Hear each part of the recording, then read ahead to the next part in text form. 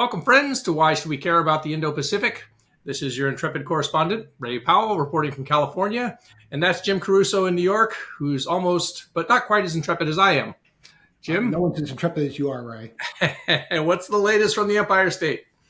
Things are good. Fall's coming. Leaves are turning. So am I. All right. Well, why don't you turn us to our guest? All right.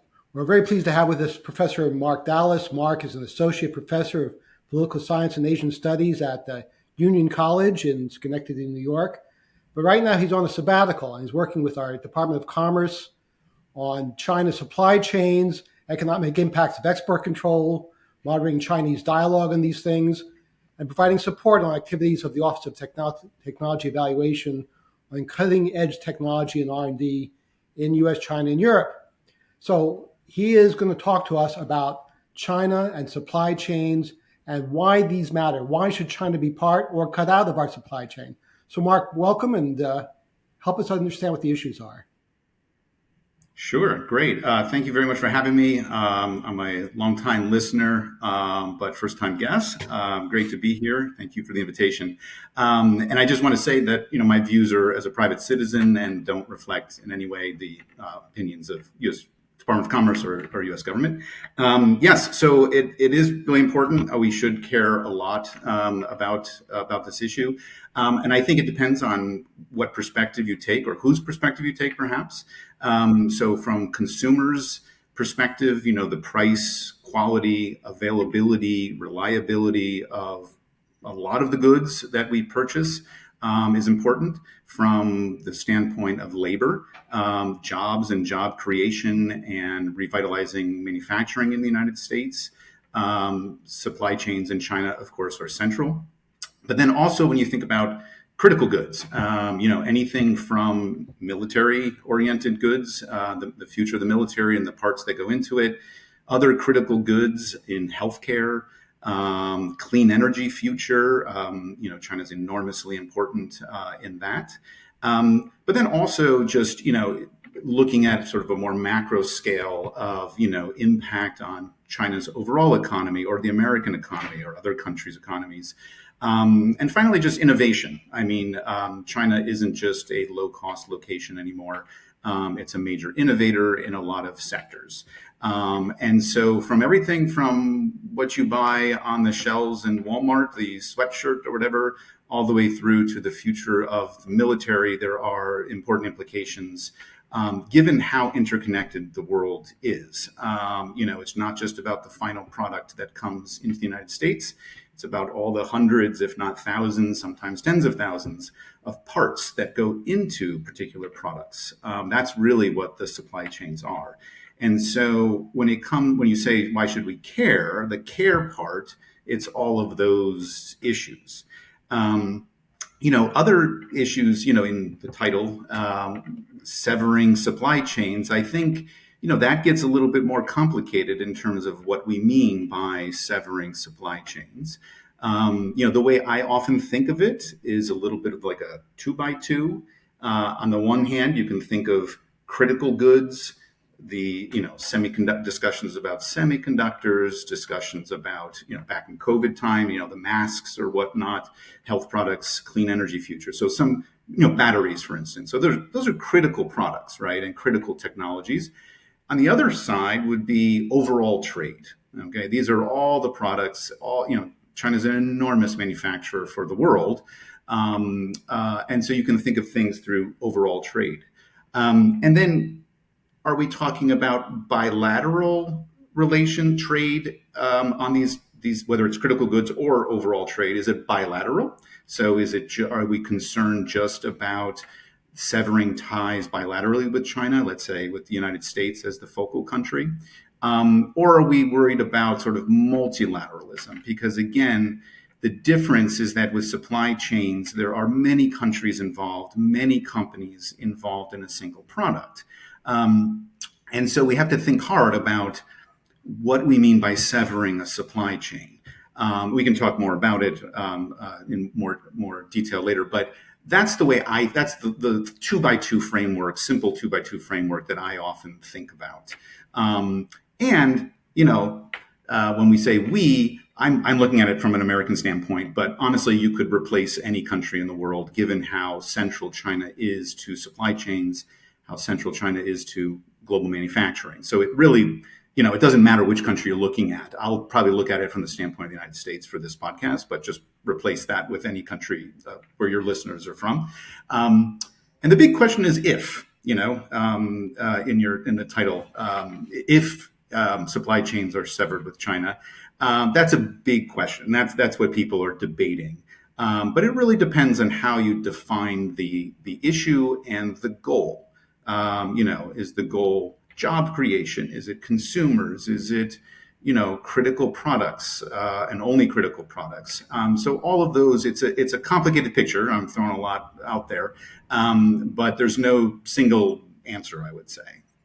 So, Mark, thanks. You mentioned COVID, and of course, COVID, I think for a lot of us was maybe the first time we really started paying any attention to supply chains, because suddenly you couldn't buy a new car, or you have to wait several months, or you'd have to pay an extra $5,000 that you weren't expecting.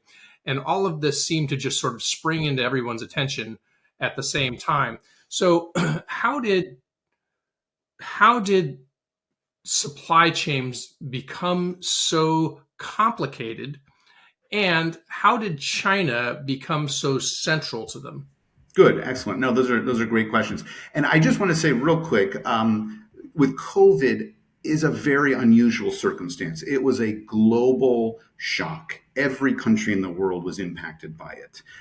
So that puts you in a different realm than, let's say, the U.S.-China relationship, where you're talking about one country relationship. But nonetheless, you're absolutely right that really is when the idea of supply chains hit the American consciousness, and maybe everyone in the world, because everyone in the world was impacted by this. So the very brief history. So really, it starts in let's call it these. I mean, you could date it back to the 60s when we started to offshore to Taiwan and Korea, if you really want to. But the uptick really happens in the late 80s and into the 90s, where you have companies from, let's call them advanced countries, Japan, Europe, the United States, the companies are starting to split apart, and they're finding that there are capabilities for industrialization in many parts of the world, and they need to go search where those capabilities are, where the low costs are, sometimes where the innovation is, right? I mean, you can have supply chains between Europe and the United States where, someplace in Switzerland or Germany is wonderful in innovation, and you set up a R&D center there. So it's not just about t-shirts and socks. So that's really where it got started, and it just has become more and more and more complex. Companies have weaved together more complicated ties, driven by several factors. One is global liberalization of trade. That's a necessary. Countries have to be open for trade, which has been an ongoing thing, of course, with WTO in 1995, and then China joining the WTO in 2001. The internet and communication information technologies. It's much easier. We're talking online right now, right? I'm not there in person. We can do detailed communication. We could be engineers right now talking about a product, and you could be on the other side of the world, right? So that type of ability to do that certainly makes supply chains possible. And all the other different types of, sort of communication technologies. I can send you a gigantic file with perfect blueprints of the most advanced chip in the world, and I just hit a button on my computer and it gets sent to you, right? So there's many factors in terms of how things can get communicated more easily. And then the building of capabilities in other parts of the world where things can be offshored too. Now, China, I think this is something where there's mixed opinion as to why China became so central. I think on the one hand, which is the second part of your question, on the one hand, there's sort of it's not false, but I think it's incomplete. There's this sort of the China cheats discussion, right? They subsidize their factories, which they do. I'm not denying any of this. They subsidize their factories tremendously. Okay, it's not as big a discussion now, but certainly in the '90s and then the 2000s, foreign exchange manipulation. So they keep their exchange rate so that their products look really cheap on American shelves. Okay, they suppress labor unions so that labor can't receive a bigger share of the income pie. Right. Low environmental standards and whatnot. So those are all things that people, and I'm not saying that all of these are quote unquote cheating. It depends on what you mean by it. I mean, the subsidies and the foreign exchange maybe, but that's up to interpretation and different people's definition. But China does things well also that no one could call cheating. They have an enormous supply base. So if you're an innovator and you want to produce a new electronics good, an Internet of Things type of thing, you go to Shenzhen and you start there because all the components are right there. You can get them within 24 hours. Okay. If you try to do the same thing in another country, it could take weeks or more. But let me interrupt you. How did that happen? Sure. So okay. I mean, there's many factors here also. So those are part of. Okay, that's a very good question actually. So I was going to move on to other key factors that China does well. I mean, they built an incredibly good infrastructure system. So they can get stuff in the port and on the ship on time better than anyone in the world. They have an incredibly disciplined and hardworking labor force that's also, suppressed. There's no free trade unions. There's no negotiations over contracts or whatnot. But extremely hardworking, a large labor supply. That's been changing recently. But the issue with the supply base, or you can think of it as clustering, is that you can build a cluster, let's say like Shenzhen, back in the 1990s, right, or in the early 2000s, when certain conditions existed in terms of labor quality ratios and whatnot. You get your act together in terms of your customs department, your infrastructure, big ports. Okay, those are big giant projects that China invested in and built, and you create the best conditions you possibly can. Okay, you also subsidize your factories and do the things that are China cheats realm. Okay, so they're doing all of these. You create a cluster. Okay, now that cluster is hard to replicate and it's hard to move. Okay, everyone, and another example, so Shenzhen's one example. Another example that most people are aware of is Silicon Valley. Everyone would love to have a Silicon Valley, right? I mean, what country would not want it? There's copycats all over the world for Silicon Valley, but there's a secret sauce. Once that cluster gets created, it's hard to uproot. It's hard to disentangle. So it's the question, Jim, is not so much necessarily what is China doing right now, correctly right now. It's way back in time, 2 decades ago, they were doing things that no one else was doing. They're also in East Asia, so it's easy for the Koreans or the Japanese or the Taiwanese to set up factories there. So they were open to foreign investments. We don't know how to do it. We're just entering the global economy in the 1980s and 1990s. I'm saying from the Chinese company's perspective, invite our East Asian friends in, let them set up shop and teach us how do you do this, right? So they were open to learning. Okay, so it's a complicated mix. I don't know if I would even be able to rank order the most important to the least important, but with that clustering concept, it's hard to change this, and that's where I don't want to say there's lock-in. That would be going too far in one extreme to say you can't change it. But it's very difficult to change the situation looking forward in terms of severing supply chains. Right. So clearly what the U.S., we're not talking about toys or clothing or that sort of stuff. We're talking about pharmaceutical, especially the precursors, and high tech. And when we find out that our defense industry is reliant on intermediate goods coming from China, otherwise they can't make these high-tech weapons, that's pretty serious. And frankly, I was a bit surprised we allowed ourselves to get into that situation to be dependent on any foreign source for such critical components. How do you think this happened? And Mhm. given the current situation, you mentioned the clustering and the number of steps involved in producing these things, can we disengage? Sure, sure. So, lot to unpack there. You in my 2x2 box, you went to the critical goods side. Okay, so just so we're keeping where we are on the map, right? So you shifted to the critical goods side. I'll make a quick comment on the overall trade side. The Trump tariffs of 2018 were not on critical goods, right? Those were wide-based, broad-based, 25% on, I think, something like 60% of trade with China. So, part of the conversation is still on that side, toys and things like that, steel and whatnot. But in any case, let's go back to the critical goods side of the equation that you referred to.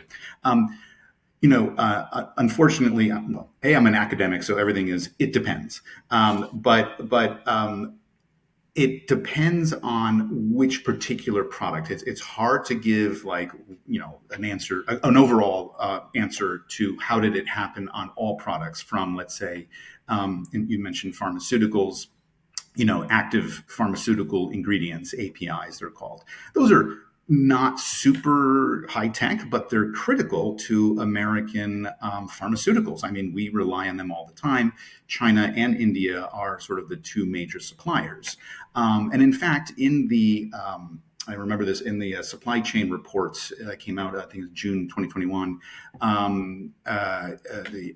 the Department of Human Health Services, they said, flat out, they said something like, Americans have, I'm paraphrasing, Americans have saved trillions of dollars over, I think they said a decade or a couple of decades, I'm not sure, by outsourcing APIs. Okay, it's trillions of dollars in our pharmaceutical, prices, but we have opened ourselves up to vulnerability. Okay, so that's a pretty stark contrast, and you have to ask yourself, if it's an either or choice, which way would I go? Okay, now, some of the factors that I mentioned before are relevant to, let's say, APIs as well, but they're not super advanced. But the cost quality ratio, China and India they can do it much better than anyone else. And that's a melange of factors. Again, I listed a bunch before, but there are specific ones for pharmaceuticals as well. I'm not as much of an expert on pharmaceuticals, so there's other people that could probably further answer that question more about the particular things about pharmaceuticals that make India and China so good. Now, you also mentioned military goods and whatnot. I think, again, this is a complicated product. Ray, you probably know more than me, actually, on a lot of this stuff. But I think over time, commercial technology firms have really, in the past, let's say in the 1960s and 70s and 50s, let's use semiconductors. We're highly reliant on military contracts, NASA or military contracts, right? So they were the big buyers. They got semiconductors off the ground in a lot of ways. DARPA actually standardized a lot of things in the semiconductor industry. But as time went on, the commercial firms are leading now, and commercial products are leading now. Okay, when I say AI and AI chips, you probably don't immediately think of military goods, right? You should be thinking about ChatGPT. Those are commercial products, right? But it's the commercial firms and the commercial products that are now the leading edge. The military is not a major buyer of these things anymore, and they're also not the major buyer even at the leading edge. Okay, believe it or not, the leading edge chip is the most common is the thing that's in your pocket right now, the mobile phone. That is the product that leads to the next generation of semiconductor chips, and quite frankly, it's often Apple and TSMC. They have a partnership where they say, we're going to try to produce the next generation. We're going to make a lot of mistakes. We're going to throw away a lot of faulty chips because we've never done this before. But they figure it out, and then everyone else gets to the benefit of this. So I'm gonna jump in just real quick because you brought up, we're recording this right now in sort of mid-September, where there has just been a big supply chain story coming out of the Middle East, where it seems like Israel just carried out a very successful, covert operation to get into Hezbollah's supply chain as it applied to its pagers, and a Hmm. lot of them ended up, of course, blowing up in a very interesting and successful operation. It looks like.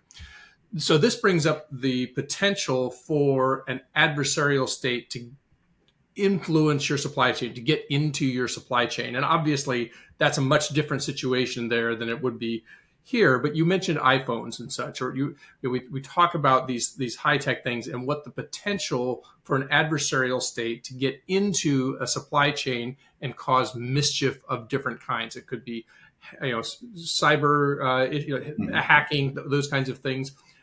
Do you think that this is or should be a real driver of policy when it comes to considering supply chain inputs? Yeah, so that's even a more specific on the critical goods side.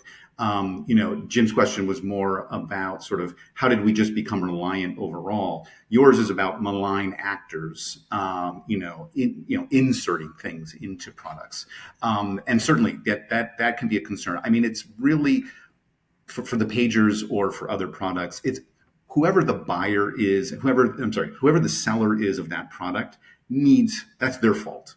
So whoever made those pagers, that's their fault. They need to know who their suppliers are. They need to know all the inputs, not just the physical hardware that goes into it, but the software too. So you mentioned cyber as well. And you need security. And this has been somewhat of a problem in supply chains. I think this is changing over the past half a decade, where companies are paying more attention, not just to their first tier suppliers, but all the way down the line. They have to have visibility.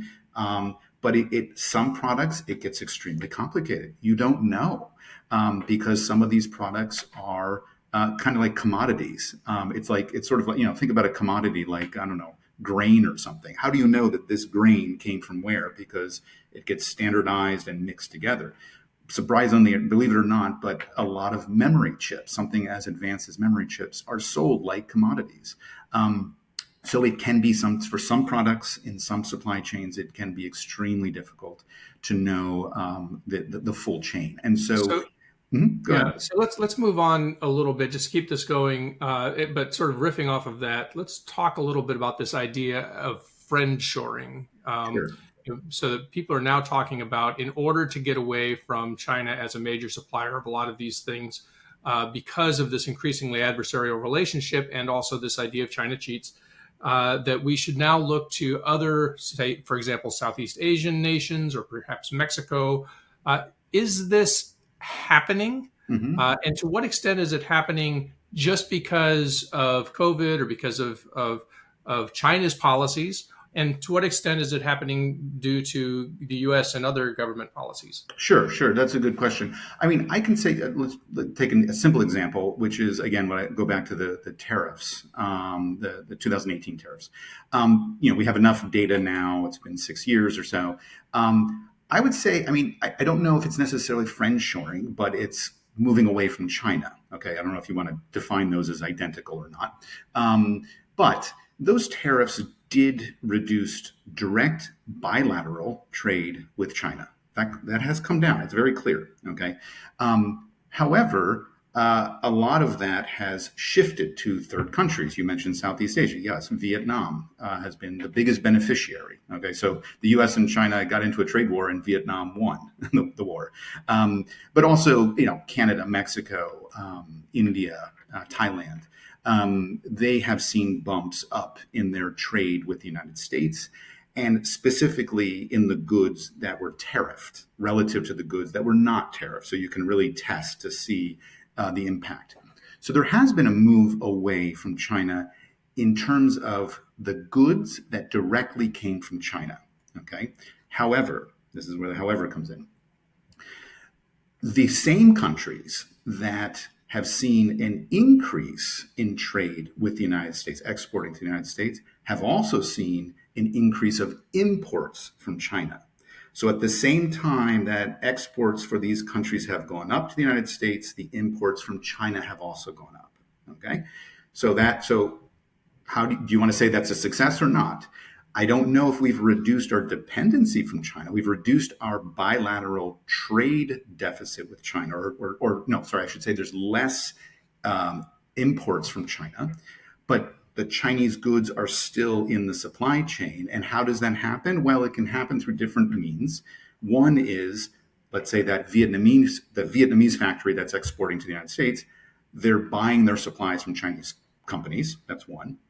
Another one is Chinese companies are investing in Vietnam, setting up shop in Vietnam, and now it's a Vietnamese product, okay, legally. I mean, even though it's a Chinese company, they're in Vietnam, it comes from Vietnam, it's a Vietnam export, okay?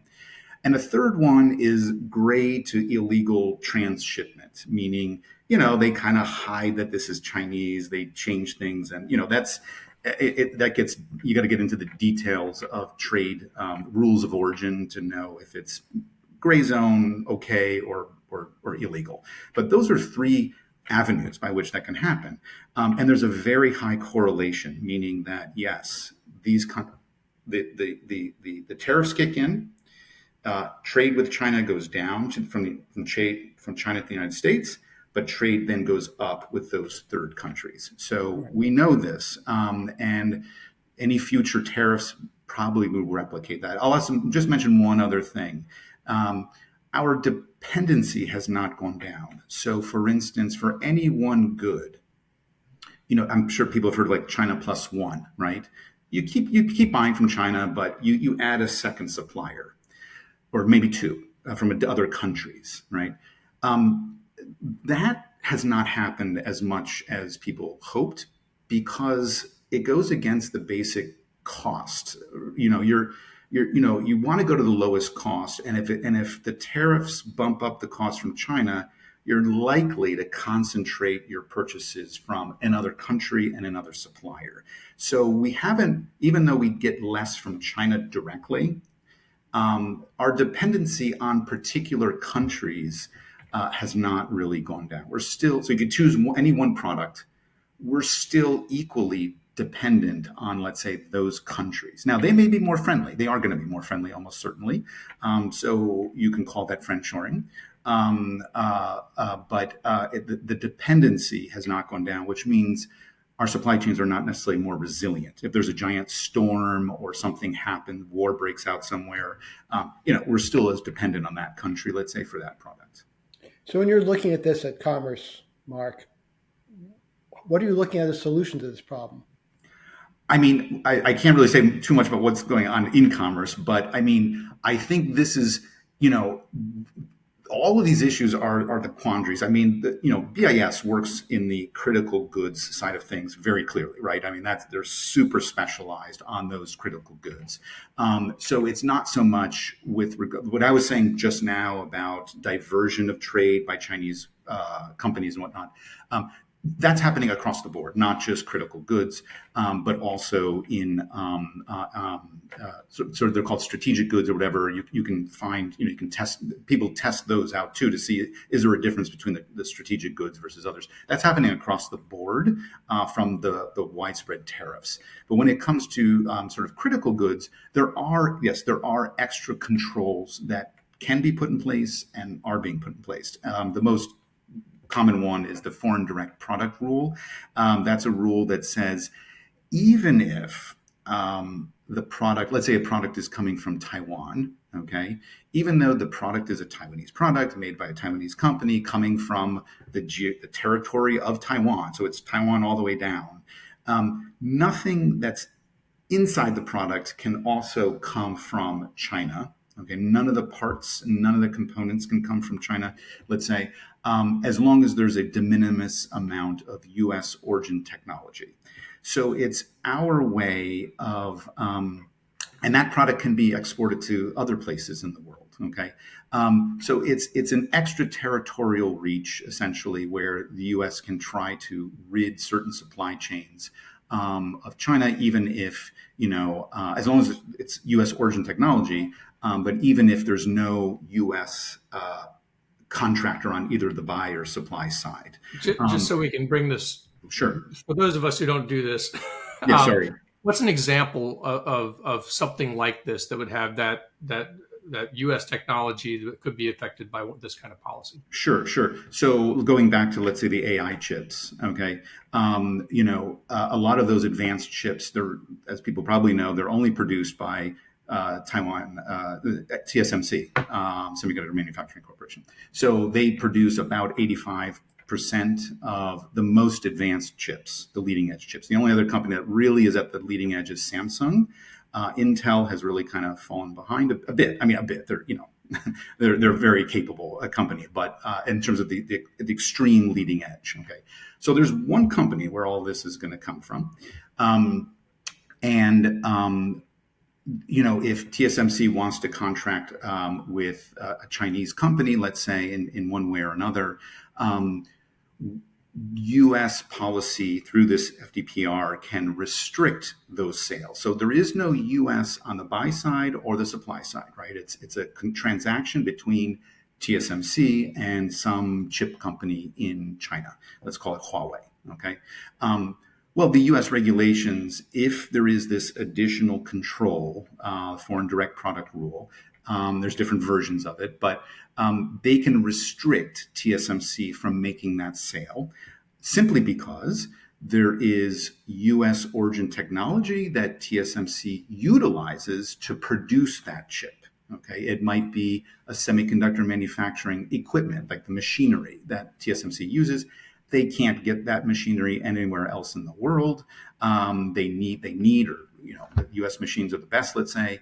We say, okay, well, because of that, you can't sell to those Chinese firms. So there are ways in which, but those are, I would call them, let's call them rare, or you don't want to overuse that tool. It pisses off people. It's like, what business do you have? You sold me the machine. Why are you restricting me, right? And so it pisses off allies. It can also do havoc to supply chains. It can really mess things up internally. So I think it's quite selective. I mean, people have different opinions on whether it should exist at all. It's a tool that the U.S. has used and are increasingly using it, the Commerce Department. So it's part of the toolbox for sure. But that's an example this is part where of the small yard, high fence theory of the Biden administration, right? that's correct. That's correct. Yes. And the problem is no one's really defined how big the yard or how high the fence. So it seems certain chips still are going to China. China's becoming more capable of making them in any case. Not sure this is going to work long term. So the other thing I keep hearing is there are going to be two supply chains, at least for critical goods, one for trusted allies and friends, and one for everyone else. Is that how you see things going? Yes, I hesitate to say yes. I mean, I think there will be some degree of, let's say, bifurcation. I think China will have its own ecosystem, let's say, which it has had for a long time. If you think about its internet companies, it created its own internal ecosystem. The reason I hesitate is that the complexity of the interdependencies are really substantial. When it comes to, let's say, software development and other inputs that we, intellectual intangibles. So the tangible world of tangible goods, we can kind of keep track of. We have customs departments. We know, when physical goods go in and out of countries. But like I said before, when you hit enter on your computer and you send something across the world through the internet, there's nobody who's tracking that. Okay. And a lot of it's not really considered trade. It's not really recorded. It's not regulated. So I hesitate to say you can have clear cut, clean dividing lines between supply chains, because a lot of these supply chains we don't even know. There is zero or very little visibility into it. I think it's improving, but I think it would be difficult for anyone to say confidently this is completely clean, or clean, or no, I shouldn't say clean, separated and bifurcated supply chains. But yes, I think on some products, some industries, you will see some degree of bifurcation. I just don't think it's going to be pure in any way. So let's. Going back to Ray's point before about a cyber threat, or the pager example, which means you live with vulnerability. I think if you talk to cybersecurity experts, they'll say there is no such thing as perfect safety. You just mitigate as much as you can, and I think that's the case here as well. So I'm going to wrap up on this question, which is, getting to, this other phenomenon we've been seeing recently besides COVID, which is this increasing authoritarianism in China and a seeming turning inward, the whole Made in China 2025, and crackdown on their tech industry and all of these things that seem to be sort of rising up to insulate China a bit from outside forces. Do you see this as having a major effect on supply chains now and in the future? That's a really good question. So I'll preface it by saying I think it's a bad policy by China. So with regards to trying to achieve self-sufficiency and self-reliance and whatnot, it's a concept that's from the Mao era, to be honest with you. But it's, China has sort of reiterated it over and over. I think they're more serious about it now, and they're putting serious money behind it and whatnot. And there's more of a security threat now than before. So I think, they're taking it more seriously. But I think it's the wrong policy for China, to be honest with you. If you look globally, the best innovation, you have to look globally for the best innovation. Like I said before, those clusters, that specialization, sometimes it's one university and a bunch of companies around it in one place in the world, and they do it the best. There's no one even close, okay? Huge amounts of specialization and high levels of concentration. Sometimes it's one or two companies in the world that are doing a particular product, sometimes one, for pretty important stuff like radio frequency chips and things like that. So if you can't replicate this, okay, so from China's perspective, I think it's a wrong policy. From the rest of the world, I think the key risk is really overproduction. So if, the world can probably only consume a certain amount of memory chips or other types of goods, right?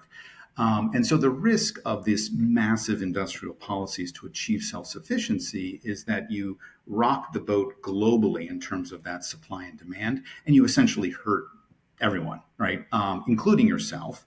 But, sometimes China's policy is let's survive, there's like that downward curve. Let's try to survive it. It'll kill off a bunch of companies in other countries, and then we'll have the national champion. That's a dangerous policy. It's not good. It actually can undermine global innovation because the Chinese firms that are able to survive a price war aren't necessarily the most innovative at the end of the day. So yes, it can, the areas that China really puts its mind to and is successful, I should say. They're not always going to be successful. They've wasted a lot of money trying to get at the leading edge of, let's say, logic chips. And there's a big question as to whether they'll ever do that. But when they have done it, let's say solar panels and batteries and whatnot, yes, it can undermine the companies of other countries and the supply chains that exist when they're successful. As a consumer, there are maybe some benefits. I mean, the cheap solar panels that are on our roofs, China's firms are rock bottom global prices. But I think it also could have impacted the direction of change, let's say, of solar innovation. There could have been better ways to do solar panels, but we're kind of stuck with the Chinese way of doing it in manufacturing technology because their firms won out, right? So I think, the Inflation Reduction Act and things are trying to shift that balance, especially looking ahead at EVs and clean energy to see if we can not replicate what happened in solar panels, as an example. So the answer is yes, it will impact. I think it's a bad policy for China, however.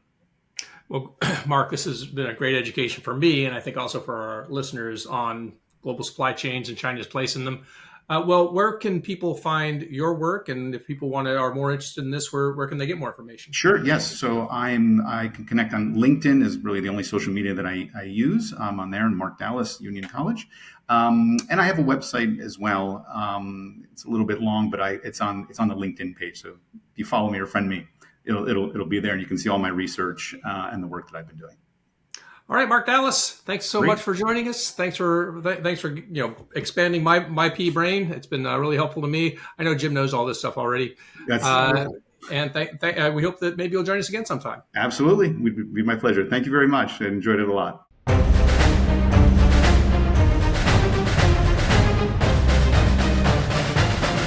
All right, that was really important because people think it's so easy. Oh, we'll just stop trading with China.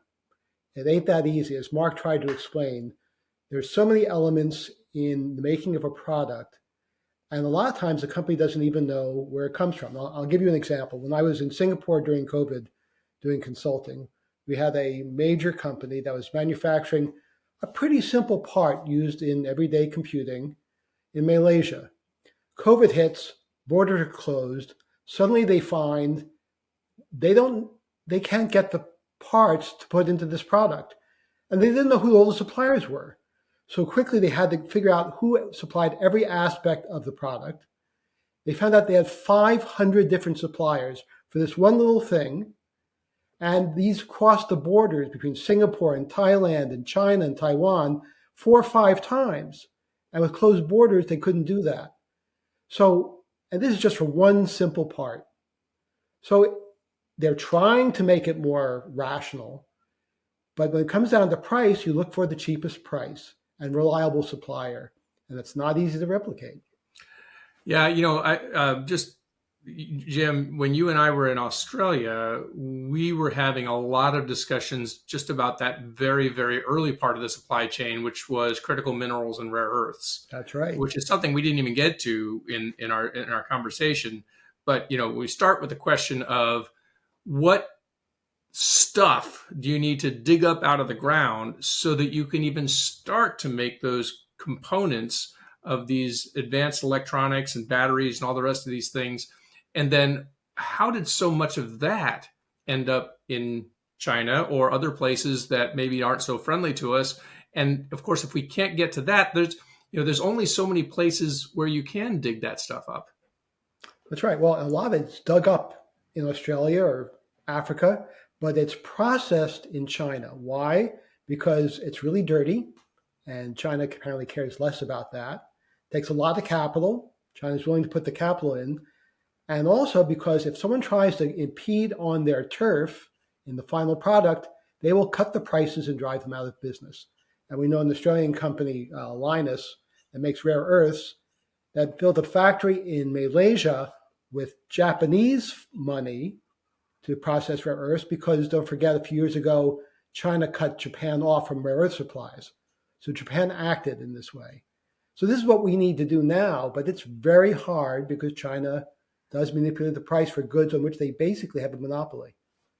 Well, and of course, the other thing about global supply chains is there are also global marketplaces, right? I mean, so just because we don't buy certain things anymore doesn't mean that people can't sell them. They just sell them to somebody else, and then the market adjusts, and the people who were buying those before from somebody else are now buying them from China, and now we're buying them from somebody else. So we only have so much influence on these global markets. And so in some of them, so it's we can't think of it as something that we can just turn the switch and all of a sudden we're sort of, okay, we can starve these suppliers and we can advantage these suppliers. And then that gets into the whole question, and this comes back to sort of the free market spirit of America and of the West and of democracies, which is we let the market decide, right? And so all of those whether they be political libertarians or just business people who are saying, look, what's worked for America for a couple hundred years has been market economies, and this stuff will figure itself out, and it'll end up in the most efficient place for everybody, and people will pay low cost for their goods, and the economy will thrive, and unicorns and rainbows, and we hate industrial policy because we don't do that. Although we are. And that's why all these chip factories are being built in Arizona, even as we speak. And actually one not far away from me in New York. So it's I think we're past free trade, at least for now. We're going to all be paying more goods. Hopefully we're not going to be paying even more because of tariffs. As Mark said, tariffs really don't work. It's just a tax, no matter what anyone says. A tariff is a tax, and it'll raise our prices for what we buy. Well, Anyway, you've just announced the end of free trade, and I think a bunch of my friends over nearby here over at the Hoover Institute or institution are just rolling over now. So, I'm not in favor of it. I'm just saying it as it is. Speaking of saying it as it is, you, my friend, were a media darling, but now you're a media star. What's it like being a media star on 60 Minutes? well, Jim, what you're talking about is the season premiere of 60 Minutes, which, as we're recording here, just aired on Sunday, which had a South China Sea segment, as you know, and it was a fascinating experience. So 60 Minutes actually has wanted to do this segment on the South China Sea for almost a year. Well, that's when they first contacted me to try to pitch an idea that they had. And the trick is they really wanted to get out on a mission, right? And of course, a year ago, the missions were all to Second Thomas Shoal, and they were settling into almost a predictable rhythm of they would go out, the Coast Guard ships would, and the supply ship would get water cannoned. There would be some bumping and ramming and blocking, and then everybody would go back, and maybe the ship would be resupplied, and maybe it wouldn't. But it was all very exciting, and there were a lot of Filipino journalists going on those missions, and so 60 Minutes wanted to do a story on this. And so now, being with my sea light hat on and being a maritime transparency advocate, I was interested in this because I wanted Americans to know what was happening in the South China Sea. So this was interesting to me, and so I did a lot of work behind the scenes with them, trying to help them set it up. The trick turned out to be that these kinds of missions. First of all, 60 Minutes is a major production. It's not like, say, CNN or someone who shows up with a journalist and a cameraman and they go out and they film, right? This is an entire production crew, and to send them somewhere is very expensive. And if they don't get the right circumstance, it's not. I mean, they can't just do that and not get the right. If the mission doesn't go, or they don't get to go on it, or something else happens, then they have lost a whole bunch of money trying to put together something that never happens. And they can't respond they can't get a call on Thursday and say, be here Sunday. That just doesn't work that way with a production that large. So as we sort of looked at various missions going forward, and there was these long conversations about which ones they could get on, the risk for 60 Minutes was very high that they commit a bunch of money to it and it didn't happen. And of course, they've also got a production schedule and all these things. So by the time we got into early this year, a lot of the effort was kind of dying down because it just hadn't come together. And I think they were just sort of like, is this ever going to happen? Because it just, the weather would intervene or other factors. And so then in the summertime, I was contacted again, and they said, look, we're going to try to give this one last try. And by that time, there was this kind of a truce at Second Thomas Shoal, which is still there to this day. And so, we had a discussion about Sabina Shoal, where things seemed to be moving. And so they began to, have conversations with the Philippine Coast Guard, the Philippine government, and, others to try to figure out whether they could work this out. And so finally, the whole thing comes together in August. Now, I was not on the mission. Their crew was on the mission with the Philippine Coast Guard. And so what my job at that point was to show up in this, large hotel room that they had reserved with all their camera equipment and everything, and sit for 3.5 hours and record. And if you've seen the episode, I may have, 45 seconds of airtime.